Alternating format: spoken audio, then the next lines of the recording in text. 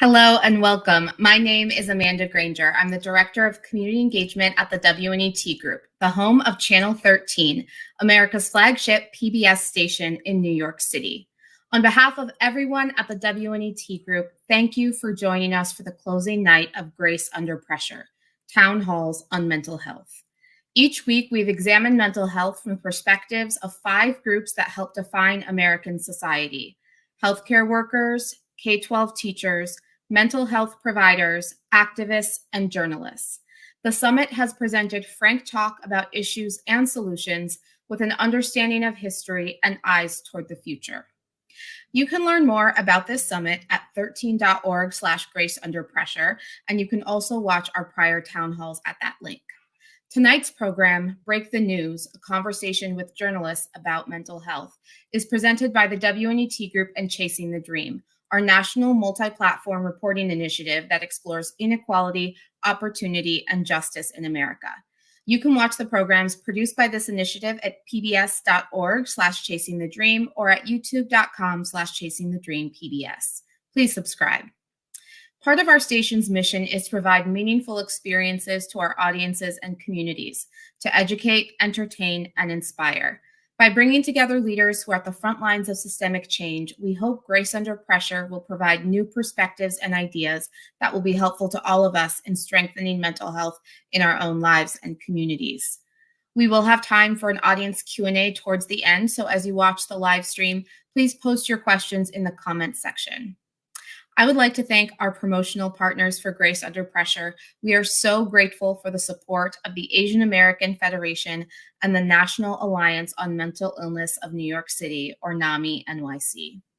Thank you also to our ASL interpreters for tonight, Tracy Winters and Wanye Jefferson. And last, a very special thanks to WNET's 400 plus community partners from across sectors and across communities throughout the 5 boroughs. Their input has shaped and inspired our thinking around this topic and many others on air, online, and through our public programs. A quick reminder that the views expressed by tonight's guests and attendees are their own and do not necessarily reflect the views of the WNET Group. And now I am pleased to introduce WNET's Director of Community Partnerships and the Curator of Grace Under Pressure, Brian Tate. Thank you so much, Amanda. And thank all of you for joining us tonight. I want to begin by acknowledging and paying deep respect to the Lenape people, upon whose unceded and ancestral homeland lies the city we call Manhattan. Please join me in making this affirmation from a place of humility and solidarity, with an ongoing commitment to decolonization and racial justice. I want to also acknowledge the continuity between our being here today and the struggle for liberation and the full expression of our humanity that has transcended generations. Many lives have been lost on this journey, some historically, some quite recently, in Uvalde, Buffalo, Pittsburgh, Atlanta, Christchurch, and too many other cities to name. We say blessings for all of those people's lives. We hold them close, and we honor them when we gather across communities to speak truth and create change. I'd like to now thank all of you for joining us for week 5 of Grace Under Pressure. Since starting the summit 5 weeks ago, which is pretty incredible, we've held powerful conversations with K-12 teachers, with healthcare workers, mental health providers, activists, and tonight, journalists. At the start of each town hall, we start with a brief performance by a gifted musician or spoken word artist whose work helps gather us across this virtual space and reminds us why we have come together to discuss these tough topics, which is for the culture. So please join me in welcoming tonight a very special musician we're delighted to have with us, musician, composer, guitarist, Rez Abbasi. Thank you, Brian. It's great to be here. It's an honor to supplement this incredible forum on mental health with some sounds. And, thank you so much, Rez. Absolutely. We're delighted to have you here. Now, Rez, I know you're based in New York City, but you're traveling right now. Can you tell us where you're calling in from? Yeah, I'm calling in from a place called Palos Verdes, I didn't pronounce that properly, but Palos Verdes, in California, Los Angeles. And this is where I grew up, and my parents are here, and I'm staying with them. And Yeah, that's great. And what will you be performing tonight? I wrote a tune for this particular occasion, and it's called Palos Verdes, for lack of a more creative name. But there's a lot of emotion that lies here for me as nostalgia and all kinds of stuff. So it's called Palos Verdes. Wonderful. We look forward. Everyone, Rez Abasi. Thank you so much.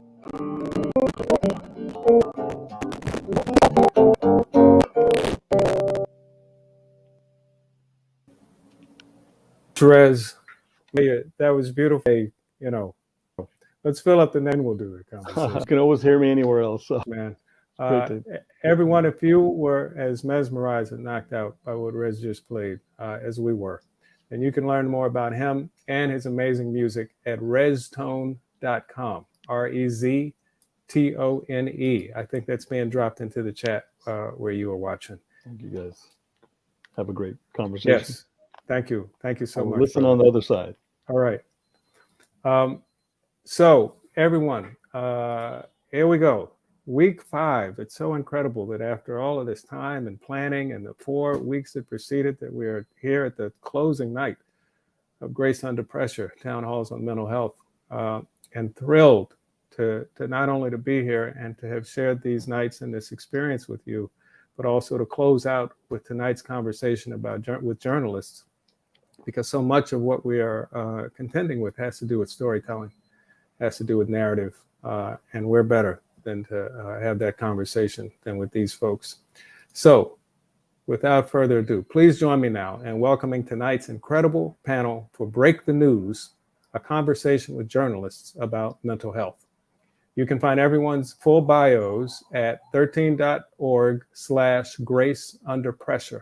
And that link should also be in the chats at YouTube and Facebook. And remember that the panel would love to hear from you as well. So please drop your own questions for them into that chat, and they will get to those questions later in the evening. Without further ado, please join me in welcoming our moderator, Patrice Peck, Black woman journalist and storyteller, senior opinion editor, Cosmopolitan Magazine. Patrice. And our panelists, Roweda Abdelaziz, national reporter, HuffPost. Suzette Brewer of the Cherokee Nation, a writer specializing in federal Indian law and social justice. Suzette. Jack Herrera, senior editor, Texas Monthly. Jack. Sarah Bell Lynn, journalist. And Dorothy Tucker, President, National Association of Black Journalists, and investigative reporter with CBS2 Chicago. Dorothy. Thank you all so much for being here. We're looking forward to a great conversation. Patrice, handing it over to you. And everyone, remember to put your questions for this incredible group into the chats where you are. And Patrice will get to those questions too. Have a wonderful conversation. Okay, hello everyone. So I'm just going to start off with a question we have probably all been asked recently. How are you doing? And I want to start with that question, which, as we all know, is a very loaded question. Just because I think often, especially in our industry, we have to, be the first to cover the news, and we kind of have to put our career, just front of mind, particularly when covering breaking news such as, the recent mass shootings. And so I'm going to start with Jack because, you're currently based in Texas and you report for the Texas Monthly. How are you doing right now? Yeah, thanks for that question, Patrice. I think so. I've been reporting on the Uvalde massacre at that elementary school from at home here in Austin. And I don't think that there's any way to even hear about that news and be all right. And so I think that what one has to do on weeks like this is accept that you're not going to feel good and you're going to be upset and you're not going to be able to find clarity or sense or catharsis in a moment like this. And so I think that right now I'm just letting myself feel pretty heartbroken and pretty enraged, and just trying to focus on doing my job and then being good in my people around me in my personal life and just making it through day by day, but not doing well. You can't do well on a week like this. Definitely. Sarah Bell?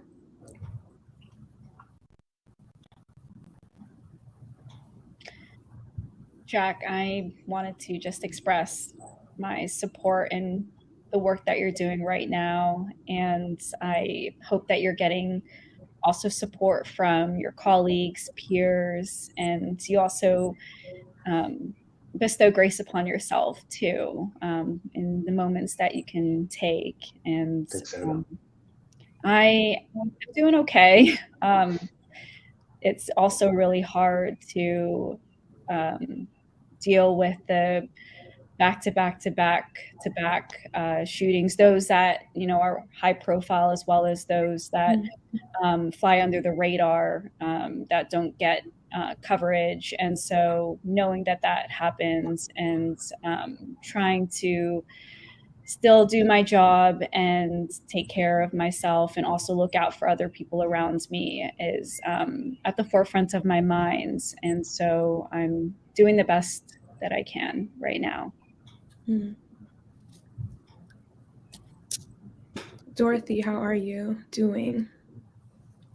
I echo Sarah's sentiments about Jack. First of all, I've covered my share of tragedies. Nothing like what you're doing. Nothing like what's in the mass shooting in Buffalo. So I can only imagine what you're going through, what we're all going through, just watching it. I am angry about Uvalde, but I'm scared. As a Black person, after Buffalo, after Charlotte, I'm afraid for my family. I'm afraid for my loved ones. There's a lot of fear. Yeah. Suzette, how are you? I'm not sure where to begin, but I want to echo everybody else's comments and just support Jack and the work that he's doing right now, because it is a hard job. I've covered multiple tragedies myself, not anything obviously to that extent, but it does seem at this point that it's never ending. And that I think the frustration comes out of the fact that it continues to be never ending. And there is such a lack of motion on the part of not just the federal government, but also the state legislatures to enact any sensible legislation, either in regards to, sensible gun control measures or in regards to domestic terrorism. Because that's really kind of, to me, what we're talking about. And I think what began many years ago with the Oklahoma City bombing. I'm from Oklahoma, and I was working at the Dallas Morning News when that happened. And it just feels like since that time, those same people have now gained traction within the mainstream. What once was considered fringe has now become mainstream. And so I also understand, the fear and the sadness that takes over, because after a while, I live and work in Indian country. And, I think that for me, I can't even begin to talk about the level of criminal activity that happens on the reservations every single day that, honestly doesn't get that much traction in the national media. So I'm with everyone else. I think we're at I think we're past the inflection point at this point. I think now it's just a matter of, it just feels so incessant and so continuous that, it's almost like whack-a-mole. And so I think that the important thing is to try to hold on to those things that we value as human beings. And I think also as journalists, aside from, the issues that have erupted in the communities of color with these tragedies, it's also confronting the idea that, people consider media the enemy. That itself, I think, is also another layer to our mental health, is the fact that, just being a journalist is an open invitation for, insults and, threats for doing your job. And so, this is a very delicate discussion because, we are professionals, but we are also human beings that, are in the business of covering the news. And so, we do have to put, I think, our emotions aside, but over time that does build up. And so I'm always in support of assisting where I can with anything to do with mental health and journalists, because I really don't think that the general public understands like what a tough job it is to be a journalist in this day and age. Definitely. And Rowena, how are you doing? Yeah, I think echoing a lot what everyone else said, I'm a little overwhelmed with my emotions. On the one hand, I'm heartbroken and sad. I'm also really angry and frustrated and just feeling a lot of things right now. And I think, a little bit of what everyone else was saying, in addition to saluting Jack and everyone else on the forefront covering this, but, also the families impacted by this and the communities impacted and are going to continue to be impacted for the rest of their lives. Just thinking about how they're feeling as well. And so trying to make sense of those emotions. And so I would say still processing in hopes to holding on some of those emotions, because one can easily become desensitized. And so I'm hoping that we never get there. So yeah, would put it at a little overwhelmed and still processing a lot of. Thank you for sharing, everyone. I feel the same as all of you. I'm exhausted. I'm frustrated. I'm still processing. So, it's unfortunate that this panel is so timely, right? Because this panel has been in the making for weeks now. But, going off of what everyone said, I would like to ask Rowena and Jack, how do you manage staying up to date with, everything you're reporting on while also managing your screen time and media consumption for your own mental health? Have you even found a balance? I'm going to let Jack go first, since it's, again, super timely for him. Go for it, Jack. Yeah. Oh, thanks. Thank you, Patrice and Wada. It's a great question to start with. I think the answer is I don't have a great balance, and one of the things I'm not great about. One of the small interventions I have made recently, starting this year, that's been very helpful is a pretty basic one, which is an hour before I go to bed, I try and get off screens and get off my phone. Sometimes it's not a full hour, but I really try to get away from, the New York Times homepage or Twitter or anything, any other screen before I go to bed, which just helps me sleep, but then also helps me clear my mind and feel a little bit more present in my home and with my partner.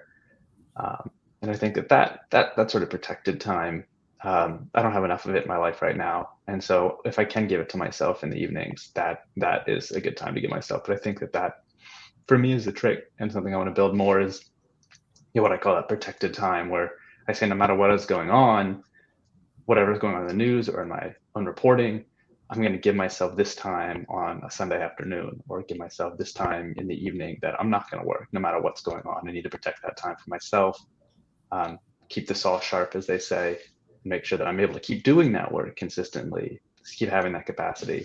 And so taking care of myself with that time. Yeah, I love that idea, and I feel like I'm really grateful you started off with perhaps you don't have a balance. I certainly don't. I think, to be quite honest, I don't know if any journalist quite has nailed out that balance. You know, particularly for me, I cover, as a reporter that covers social justice and civil rights issues that impact, you know, the wider Muslim American communities. Being a Muslim American myself, sometimes those lines are quite blurred in terms of what's work and what's personal, and what am I reading for work consumption, and what am I reading for protection for myself and my families, and the need to know for myself. So the blurriness happens quite often, and I still struggle with that in terms of trying to understand or realize where is that line between the two. And so I think that's just an ongoing journey. But like the young kids say, I try to touch grass every now and then, quite literally. And so that means, you know, especially in the pandemic where we're glued to our screens even more. Now, a lot of us working remotely and going outside, even if there isn't necessarily a goal, but to quite literally sit on some grass, you know, feel some sun, and even just sit alone, right? May or may not have someone to walk with, whether it's friends or family, or just kind of recentering myself outside. And so I think that has helped me from time to time when things get overwhelming. Because like Jack said, I think the goal is the long term, making sure that we don't burn out and we don't get exhausted too quickly, because as we all know, the news continues, the world keeps turning. Tragic events keep happening, unfortunately. And so making sure that protected space that we have is protected so that we can continue to do the work that we do. Thank you both. I'm going to take some of those tips. Okay, Dorothy and Sarabelle, this question is for both of you. And Sarabelle, would love for you to answer first. How does the volatile state of our industry factor into your mental health and well-being as a journalist? Thanks for that question, Patrice. I would say in the past 5 years that I've been freelancing, the volatile industry has certainly kept me on edge, always just scrambling to support myself, working multiple jobs at once in order to support my freelancing journalism career. Burning out was a symptom, and an unfortunate one, and one that I don't feel is necessary, and one that I hope journalists, freelancers, part-timers, full-timers don't experience frequently. So knowing that, though, there are a lot of initiatives now, and perhaps the pandemic has given that more space. There's more support systems. I feel that people are checking in with themselves more, as I am these days. I try to, and I'll borrow the term protected space and protected time. I'll check in with myself every now and then. There are some things I can control, and I feel like personal check-ins are one of them. And just remind myself, simple as, am I drinking enough water? Have I eaten yet? Have I gone outside or looked outside? Have I wrenched my eyes away from one screen at least? There's multiple these days, right? And just close my eyes. And so these little personal routines that I've really tried to implement recently have helped me. And these are things that I can control. The volatile industry, perhaps not so much. I do have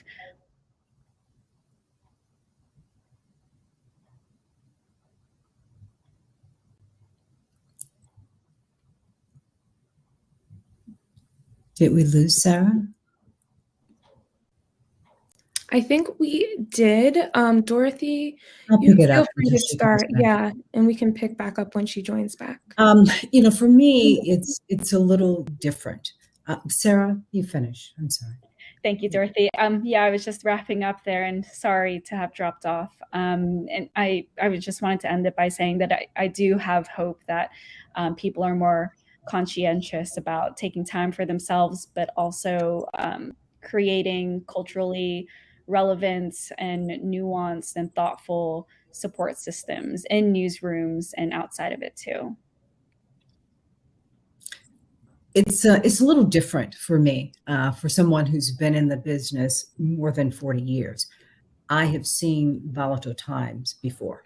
I survived the recession. Before that, it was an industry that all of a sudden was shrinking because of what was happening as the rise of the internet, newspapers, and so I've seen a lot. So the pandemic, personally, again, it was me kind of going, here we go again. Now, when I put on my hat as the president of NABJ, to speak from that perspective is one of collective pain and struggle.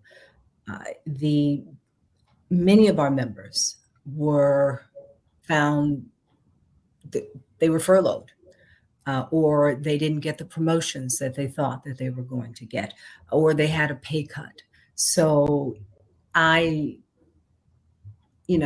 ended up listening to a lot of our members and consoling many of our members as they were trying to figure out, could they survive?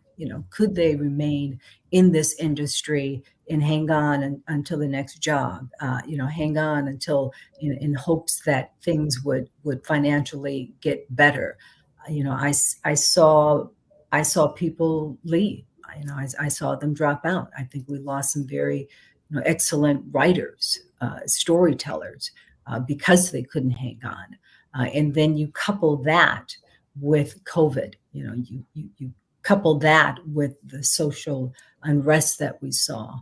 And we did a number of surveys and found that our members indeed were suffering. And we have gone out of our way to offer numerous mental health webinars, offering coping skills. So it's been a tough time, but we have insisted that our members take a break, and that they're not afraid to cry, and they're not afraid to scream, and they're not afraid to say to their managers that, I need to quit. I need to stop for a minute. We encourage that, we support that, and at the same time, we send a message to news managers that you have to be more sensitive. You have to accept the fact that sometimes it becomes overwhelming and becomes too much, and you really should follow up and make sure everybody is okay, and you should remind them of the mental health services that exist, and all the websites they should go to. So. Thank you. That actually is a great setup for my next question. And this question is going to go to Suzette and Roweda.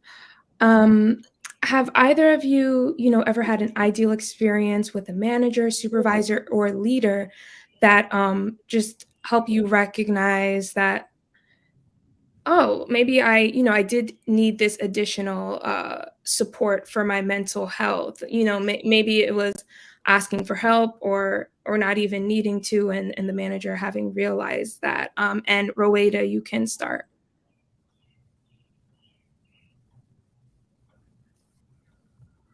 Thank you. Yeah, so much. Okay. You would think, 2+ years into pandemic, we would get your mic is off on. All right.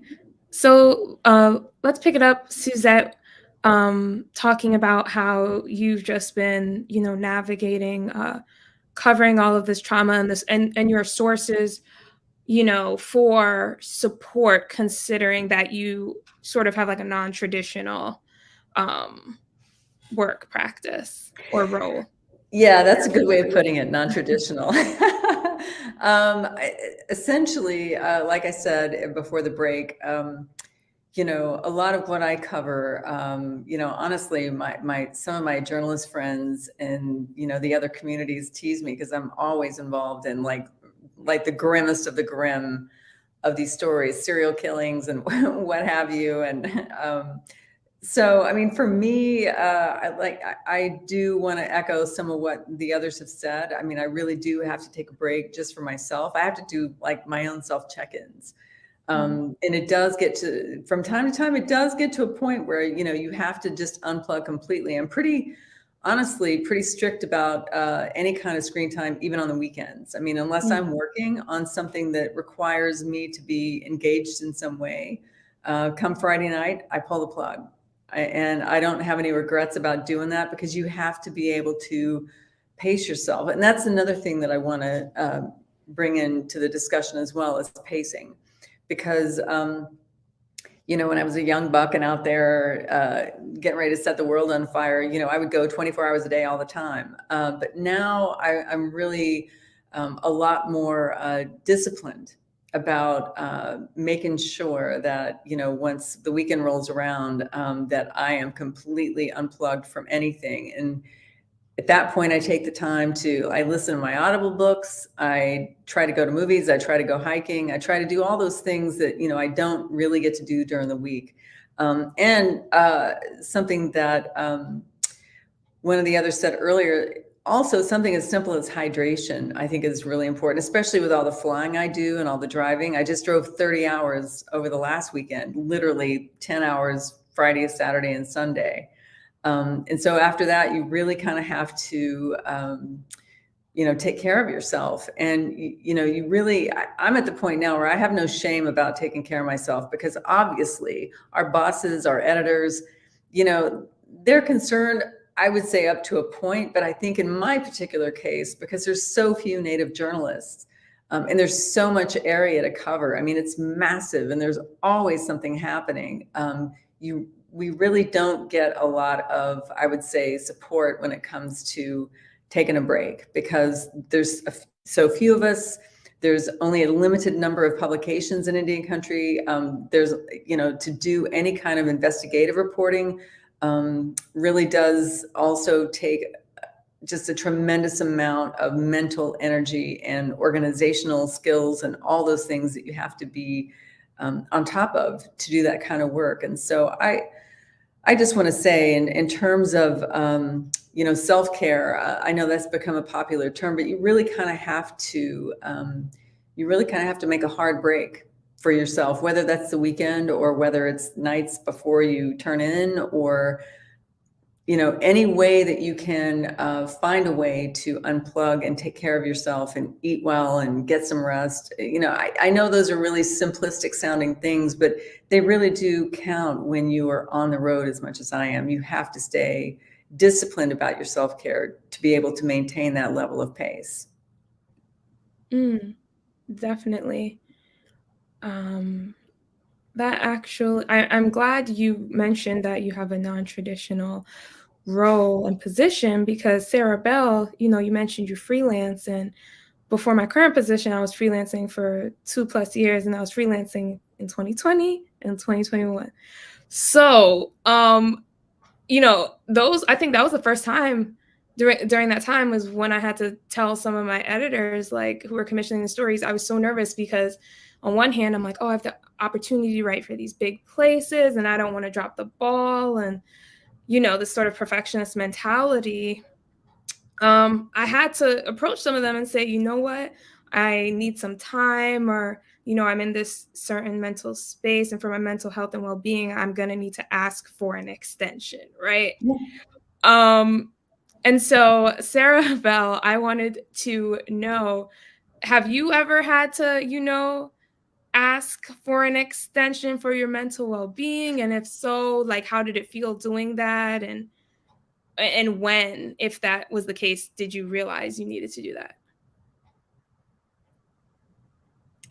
I think that's a really great question. And yes, there have been times where I've needed to take more time on a story, whether that was by virtue of just the story taking me to places that I needed to explore a little bit more, or maybe I just needed to take some time to revisit the sources that I spoke to and learn more from them. And so I definitely value quality when it comes to stories. And in the past year and a half, I've really dove deep into stories about violence in Oakland, Chinatown. And before I moved to New York a year ago, I was living there for a couple of years in Oakland. And following the George Floyd protests, where I spent time on the grounds reporting and documenting mainly the interactions between law enforcement and demonstrators, and trying to figure out whom, was a community member who was coming from out of town, and differentiating between, the different groups. I jumped right into covering Oakland Chinatown and violence that was being reported, some high profile, some not, especially involving seniors and elderly people. And I had the opportunity to report out features. And I think feature stories really are my cup of tea, because I am afforded more time and space and the nuance that feature stories, and really every story deserves nuance and time to dive into that nuance. And so I think if there are more opportunities for journalists to look at these issues critically over time and space, that would also grant those journalists room to breathe, and also more time to report thoughtfully and critically. And, I understand that breaking news must come when it does. But perhaps, there could be a similar approach applied to breaking news, and understanding that reporting the news must be done in a way that's honoring the people whom are being reported on, in a way that isn't harmful and re-triggering. Definitely. That actually brings me to my next question. And this is for everyone. So, and Dorothy, you can start, but how has the 2020 racial reckoning in media impacted your current day-to-day work life in journalism? And in what way was it helpful? And in what way, if any, was it harmful to you as a journalist or to your current work practice?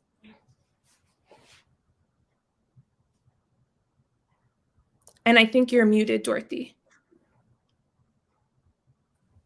Sorry. It was really difficult after George Floyd's murder. The protests that happened, I mean, personally,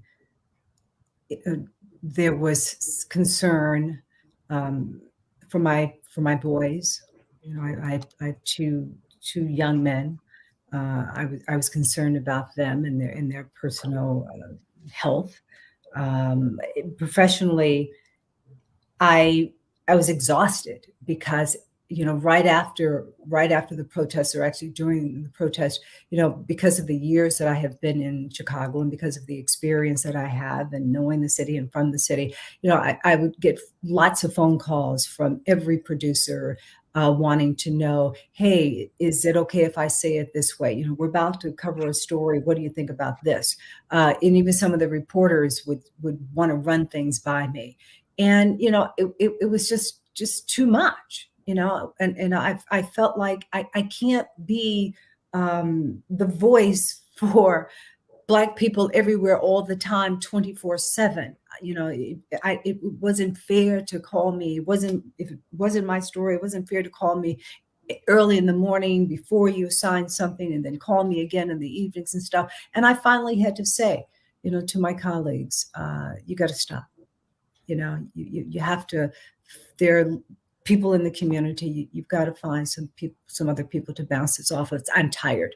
I can't take this anymore. On the other hand, what I appreciated was that my white colleagues were willing to ask questions, is that they were trying to understand, and they recognized, probably for the first time, some of them, the anger. They saw the anger, and they understood it, and they understood their privilege, and they were willing to come to me and say, okay, let me talk to you about this, and can we have a conversation? And I really appreciated those conversations and the opportunity to talk to them in a one-on-one situation, and just kind of talk about what it really felt like to be a Black person today, what Black people really were going through, and things you might not understand, but let me explain this to you, and have them be open to that. That was the upside of it.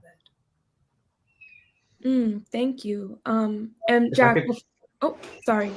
Before, really quickly, I just want to remind the audience to share your questions in the chat.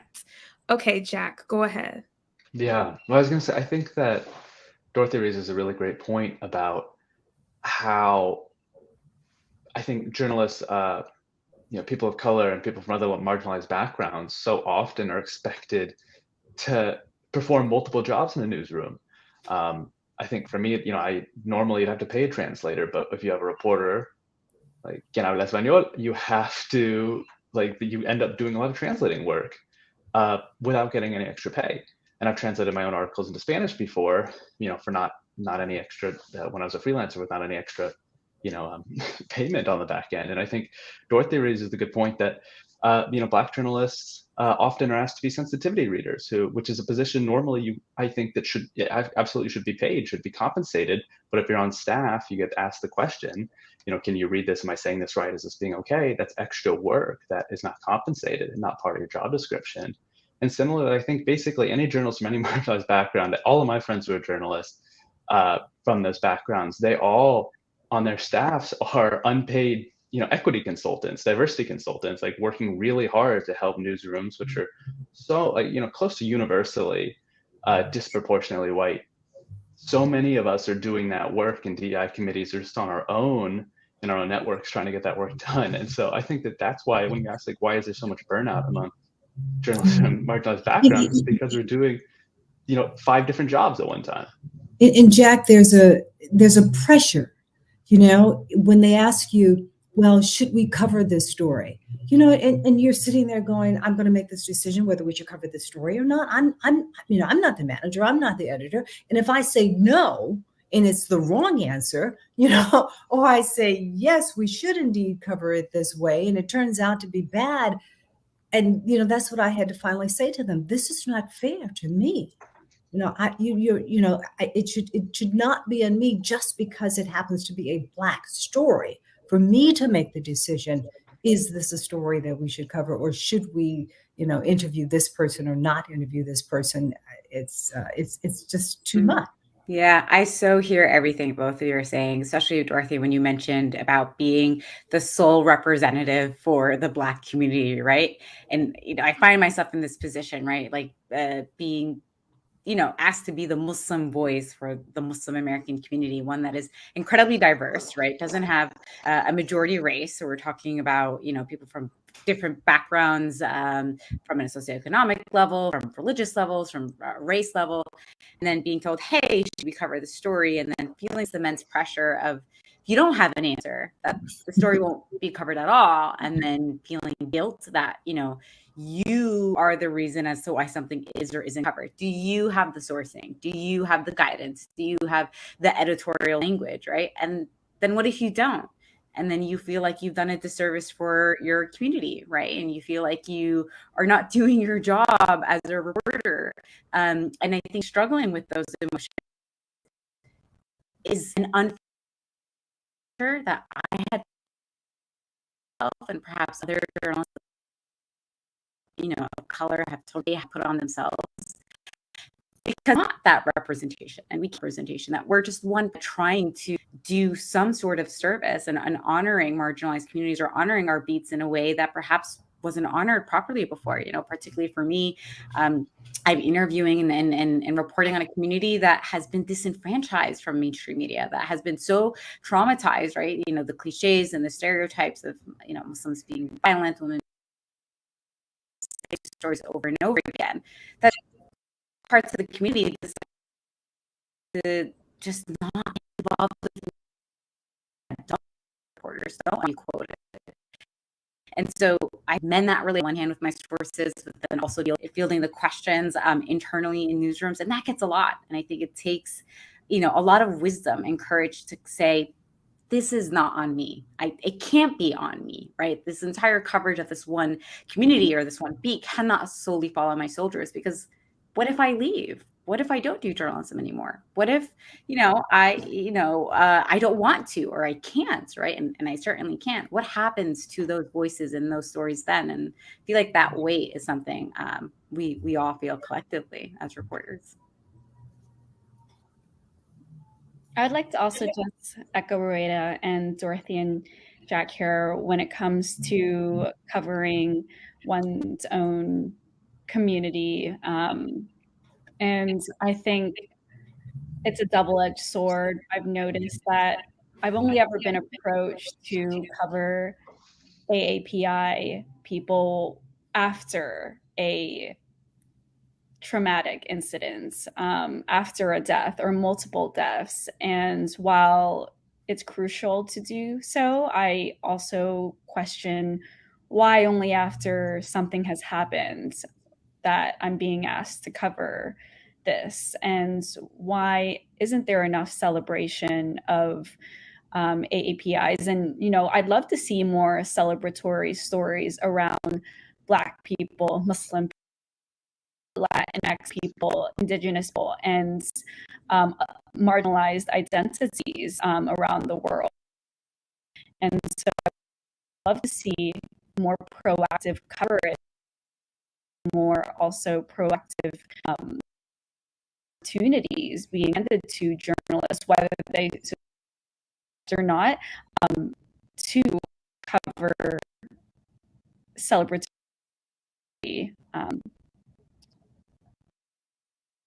events and stories. So I think that has to be a part of the mix as well. Definitely. Suzette? I think.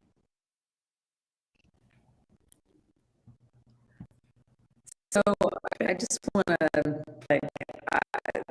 this is the first kind of panel, and I just want to say how much and all your comments, because it's a very important subject. It doesn't get a lot of attention. And I have been confronted with the same issues when things happen in Indian country. Suddenly, people who have never stepped foot on an Indian reservation or in a Native community, or never have even bothered to pick up a history book or even learn about sort of the vast diversity among our 584 federally recognized tribes.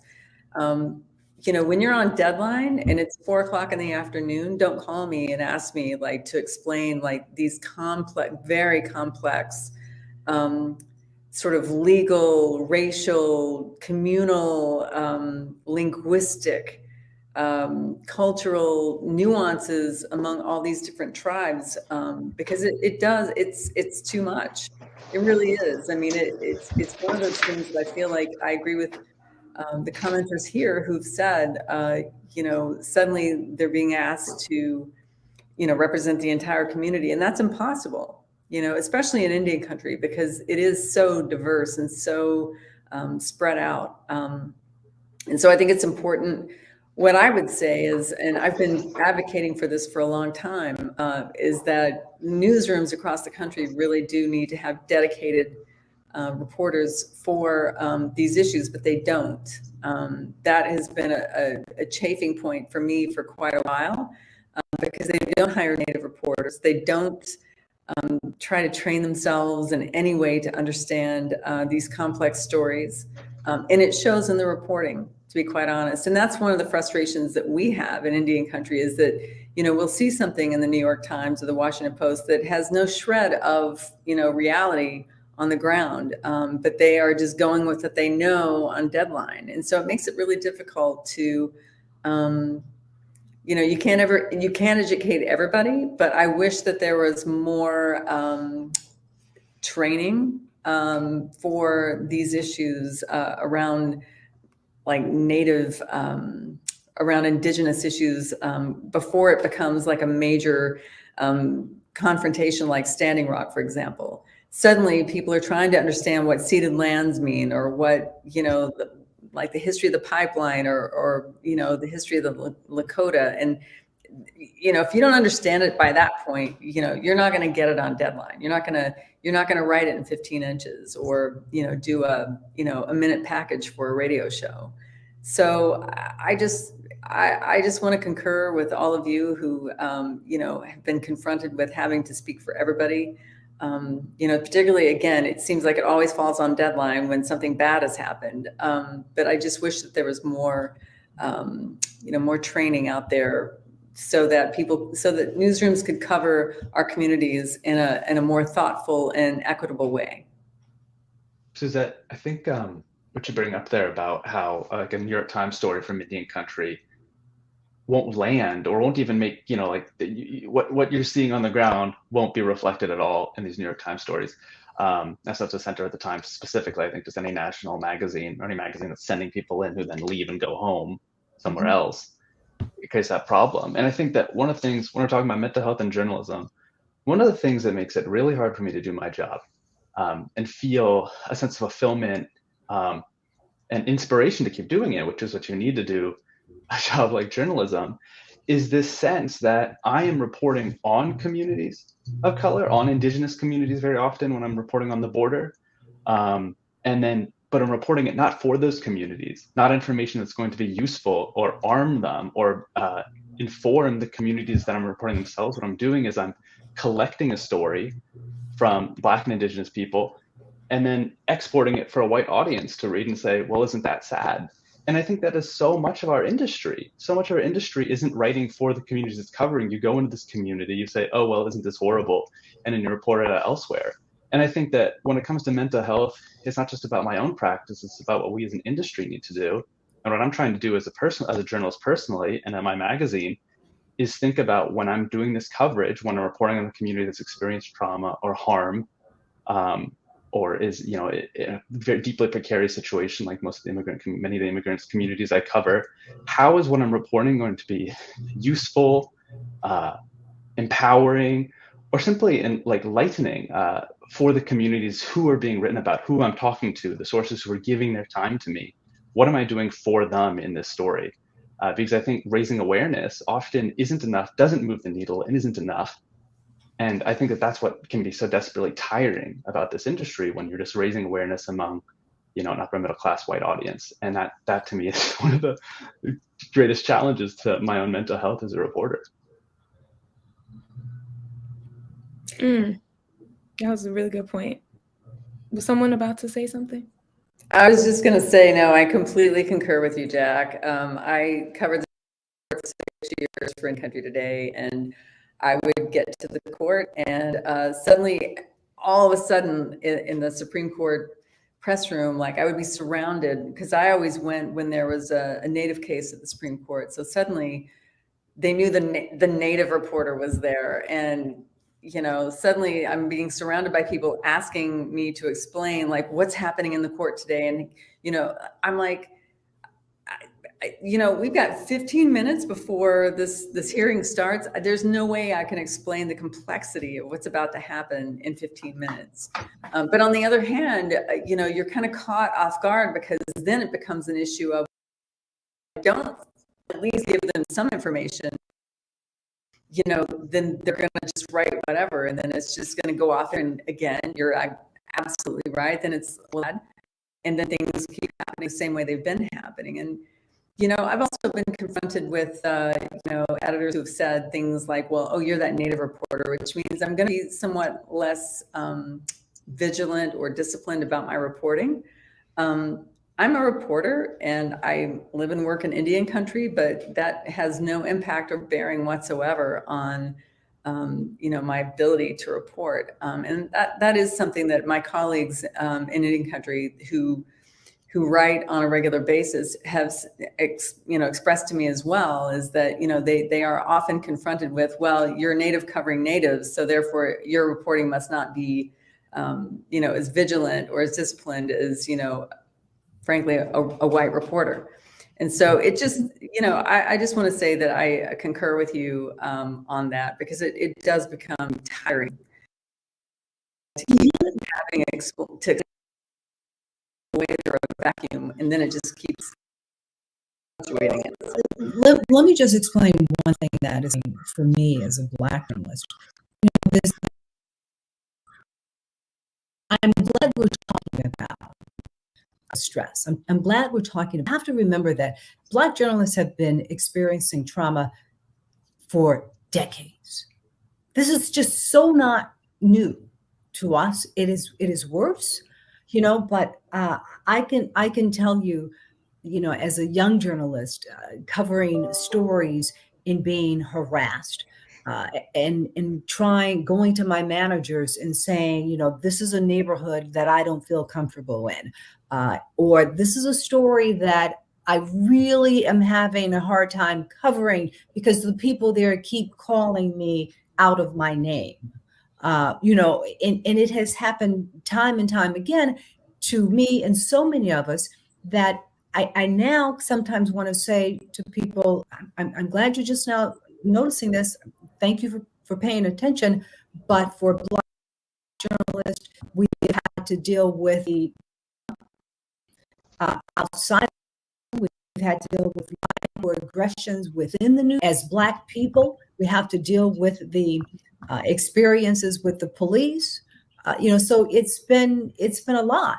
It's been a lot, and it's just, we are at the boiling point. So I appreciate panels like this. I appreciate discussions like this, and which is why, we keep pushing for journalists to say something and take care of yourself. But I just want to set the record straight. This is not new for us. Definitely. It's just now being more covered by people who are more often listened to, if that makes sense. Well, it's happening to white journalists as well. Yeah. They're experiencing some of the same sorts of things right. that we've experienced for years with her. They didn't have to worry about her so much before premise, and then things change. But I digress. Definitely. I have a quick question, my last question, and it is for Jack, and then I'm going to jump into the audience questions. And it's about therapy. A few years ago, I started going back to therapy in a very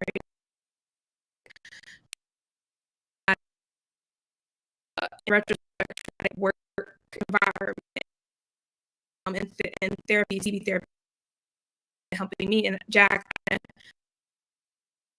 ask you to just talk about your experience and how, if you're still in therapy, but I remember reading out a realization you had during. So if you could talk just a little on whether you feel, therapy, how it's impacted your work practice and career. Yeah. I just want to first thank Dorothy for making that point about how this just isn't a new issue. And, in 2020, it seems like for, a hot second there, other journalists and other people outside the industry started appreciating it. And so I'm really glad to have that point made. Patrice, I actually am not sure I remember what specifically realization. I've had a lot of realizations in therapy, so you'll have to be more specific. It was about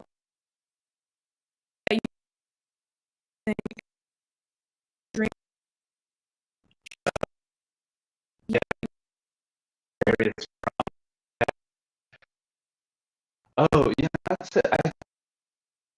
So the first thing is, I think he's been, another regime has been really continue taking good care of myself when doing on top of a mental health regime has been very important. And I'm proud to say that I think I've done a very good job at that.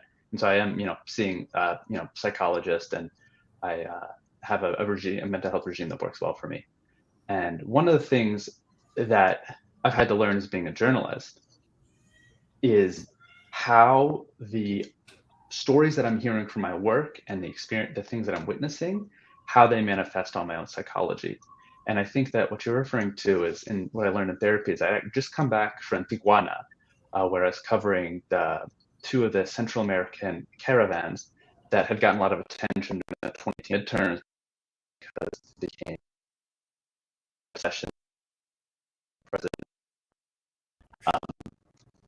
And I spent time, I think what I think most was I spent a lot of time with kids and talking to their parents and then talking with children and sitting in a few times just tent on the street, times late into the night, talking to families, talking with kids, and just missing what was happening. Extreme, were not just fleeing, but assault from both citizens and was rampant. Seeing that affect children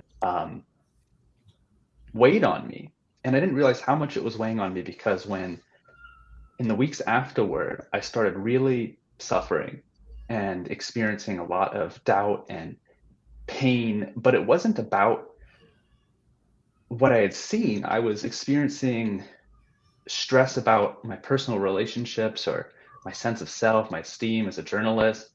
Everything kind of felt like it was cratering. And the metaphor that my therapist used that really helped me figure it out is I'm a runner. And when you run, if you have an injury in your ankle, sometimes that shows up in your shoulder because it changes your gait, or you hurt your back and suddenly it's your knee that's showing up with the pain. And that's something I had to learn. And I think it's a useful lesson for anybody who's experiencing what some people call secondary trauma or curious trauma. When you're experiencing somebody else's hardship,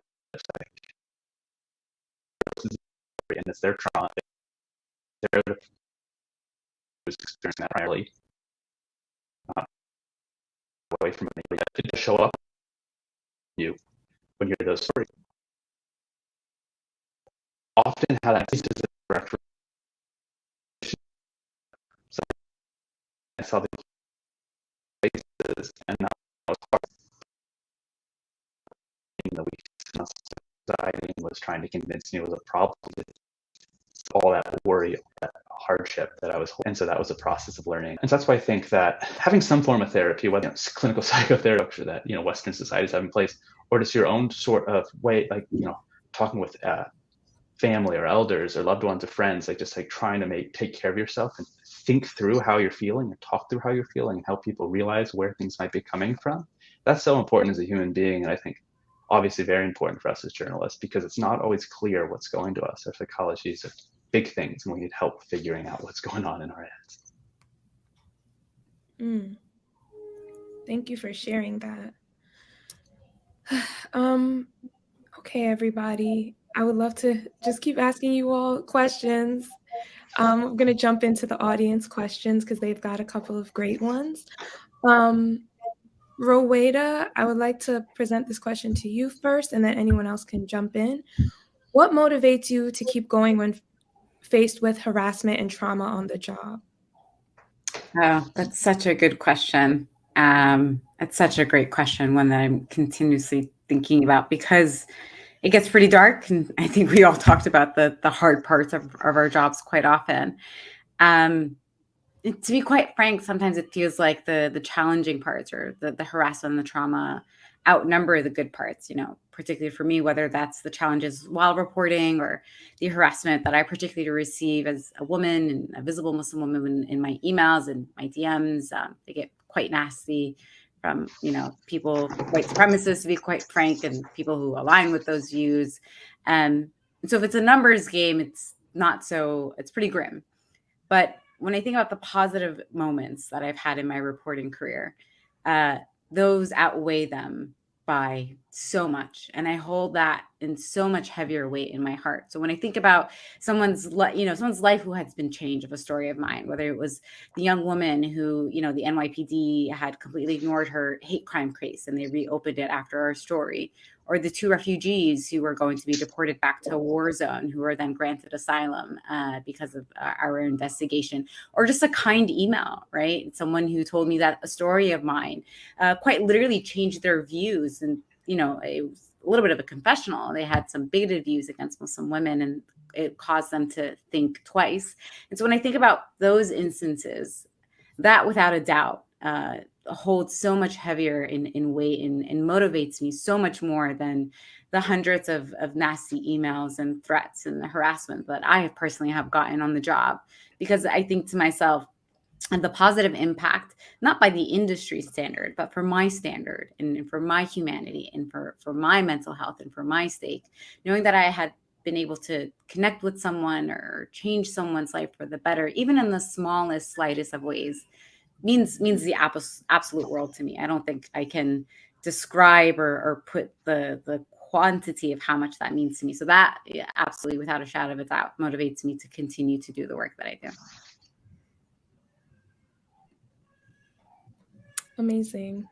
I'm going to keep that as a note to myself and, focus on the positive impact, because I do think there's a tendency, especially for like high achieving professionals, to just like have a success and then just keep thinking and going and to not really reflect. So I love that as a practice, something to keep in mind. So the next question is, what do you think of the recent union organizing wave in the media, and what role do unions have in addressing the issues they're pointing to? And feel free, anyone who feels like this resonates a lot with them, to jump in. I'll jump in because most of my career I have been in the union, SAG-AFTRA, for broadcasters, and I think it's had a lot of advantages. I know that in terms of salary, there were many cities that the only reason that we were able to make a decent salary was because of the union. I think that it is good also to have the union there to act as a buffer. And there have been issues in the newsroom over the years, and instead of everybody in the newsroom getting together and deciding what one person is going to be bold enough to walk into the manager's office and complain because of the union, you can call the union and you can go to your union steward, or you can call the union and they will file a grievance on behalf of the people in the newsroom. So there's representation there. And I think I think that it is. I think unions play a very positive role in this industry. Again, putting my hat on as a national president of the NABJ, I can tell you that those markets where there are no unions, it is much more difficult for our members to raise the concerns, and it's much easier for them to get fired and much more difficult for them to get the kind of justice that they sometimes seek. Thank you, Dorothy. Oh, go ahead, Suzette. I just want to say on the print side, it's difficult, and here's why. And one of the reasons I have opted to freelance in my career is because a lot of hedge funds have taken over newspapers over the last 15 to 20 years. Particularly, I'm thinking of places like the Denver Post and others like that, where the hedge funds, they take over these papers and then they gut them.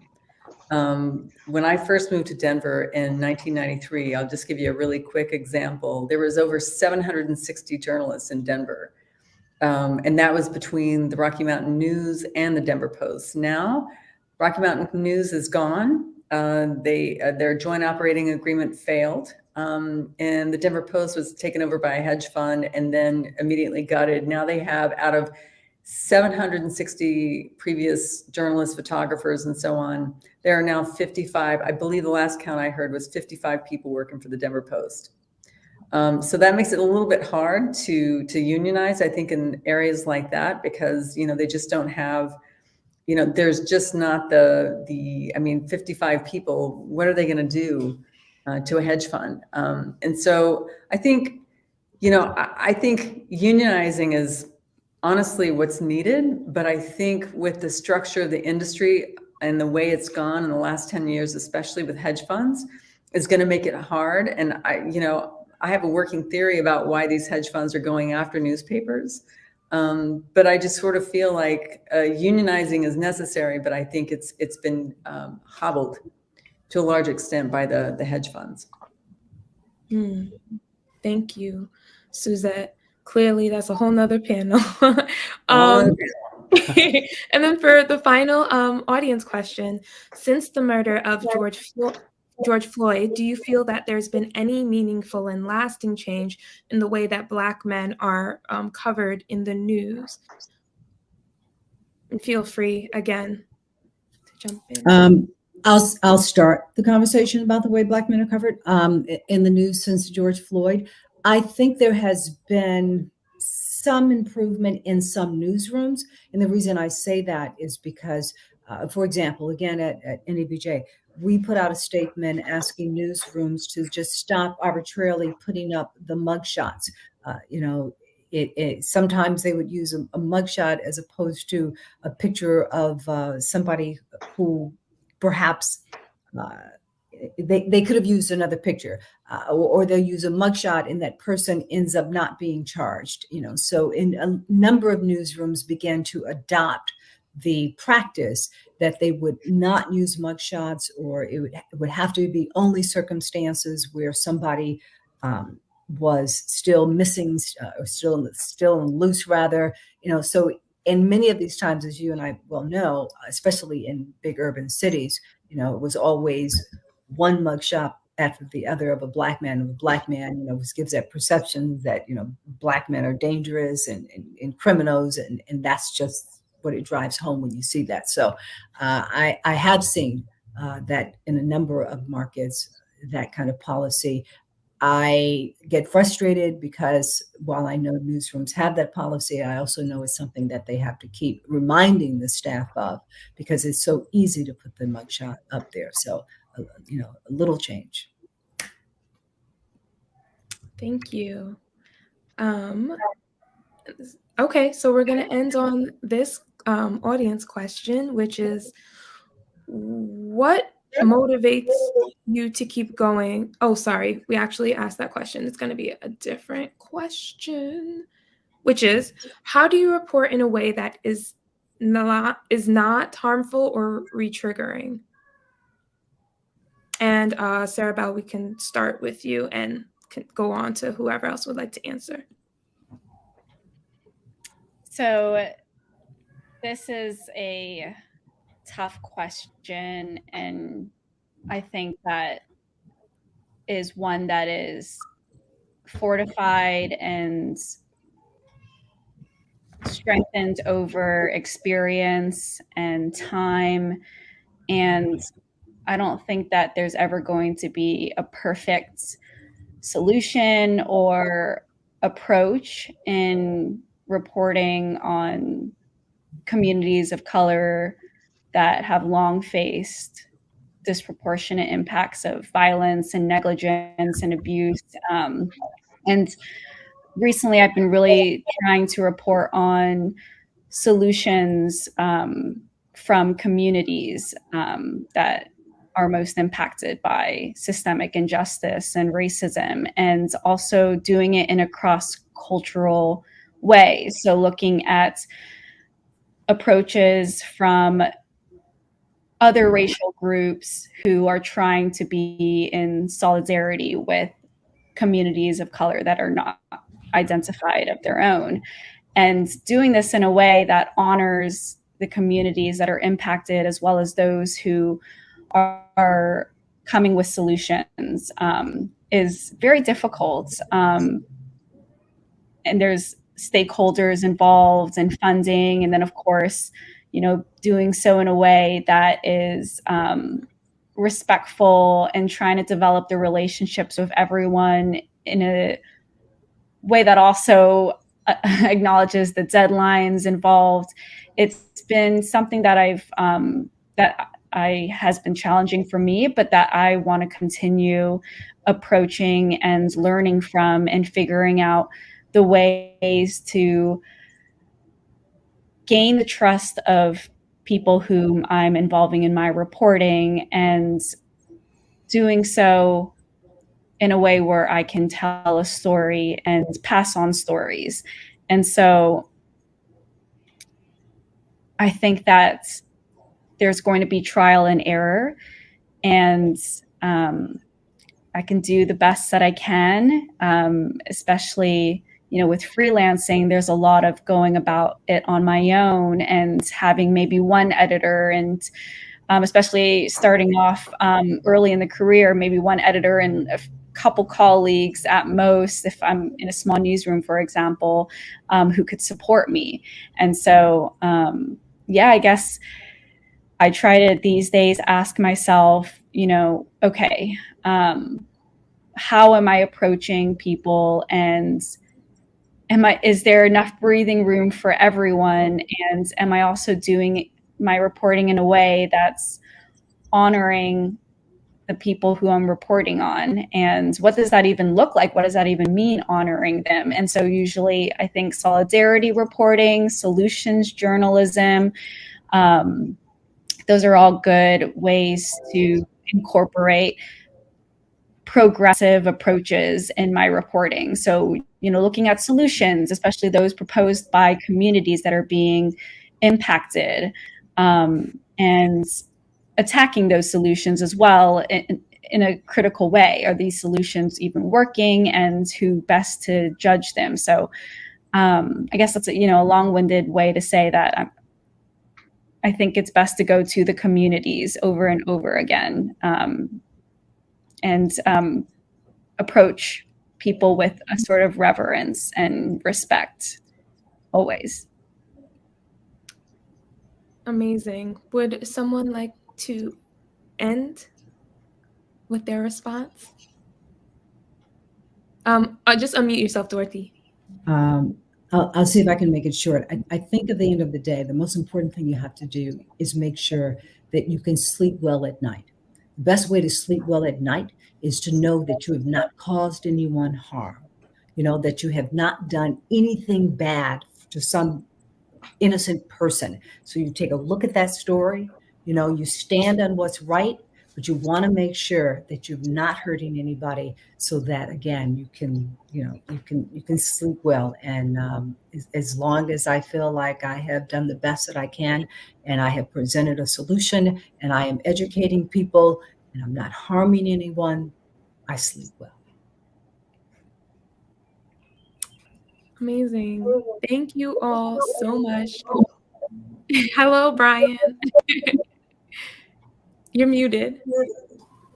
I told you I would see you all in about an hour. It was maybe a little more than an hour, but we could listen for another hour. This has been really, really special. I want to say big thank you to Patrice and to the panel for that dynamic conversation. And thank you, Reza Bassi, for that very moving music at the top. We want to also thank our promotional partners for Grace Under Pressure, the Asian American Federation, and the National Alliance of Mental Illness of New York City for their support here and the great work that they do year-round. On behalf of everyone here at WNET, a big thanks to all of you for joining us tonight and for the last 4 weeks before tonight for Grace Under Pressure Town Halls on Mental Health. And you can learn more about the entire summit at 13.org, Grace Under Pressure. And you can also find links to watch the previous town halls. We'll be doing more of this, and there's a lot of great content at the station. So please check it out. Take care of yourselves, continue to take care of each other, and we'll see you again. Good night.